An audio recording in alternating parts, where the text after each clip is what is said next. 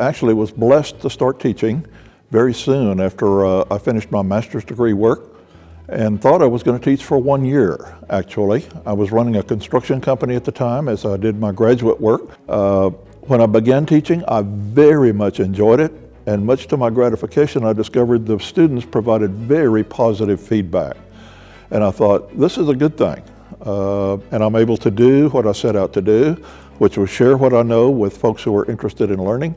So as the year progressed, I thought maybe I could afford to do this for another year before I move on. And to bring that thought to closure, that 1 year that I wanted to teach to share what I knew turned into 46 years. 46 years later, I stepped off the podium and had an absolutely wonderful experience. I got to know Bob the first time as a student of Bob in the 70s. He is a fantastic teacher. Was a great teacher in the 70s and was until the day he's retired. Super in a classroom, loves young people. Throughout my time here, I would tell you, I saw tremendous change in the program, in Texas A&M, in the academic environment more broadly. When I began teaching, a large class had 25 students in it. Most sections were 15 to 20 students or so. I was one of the first to teach large section sizes. I went from classes of 30 being a big class. Now the section sizes were 150, 200, 250. And they were at that size only because there weren't any classrooms bigger than that. One of the things that I'm proudest of and most thankful for, the students declared they very much enjoyed learning from me. And for my part, I enjoyed teaching, so it was a happy circumstance. In fact, I often describe myself as a simple country boy. I had this simple-minded notion that teaching is sharing what I know, and I'm going to do my best to do that. And then somebody says, come on over, we've got a plaque for you and an award, and ultimately one of the ones that I'm most proud of all four is the Texas A&M Distinguished Achievement Award for Teaching.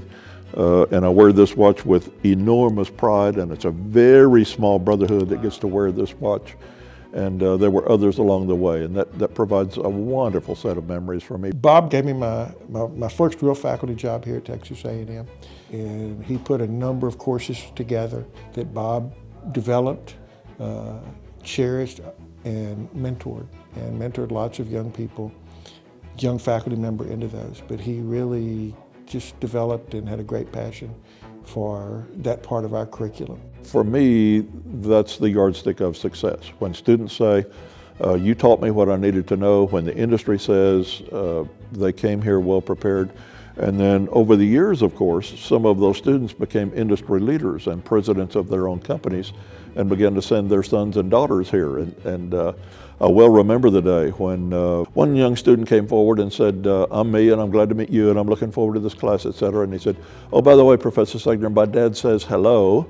You taught him. And I blinked for a time or two and thought, oh my goodness, I didn't realize I had been here for that long. Where do I see construction science going in the future? We have striven diligently to say, what does the industry need now?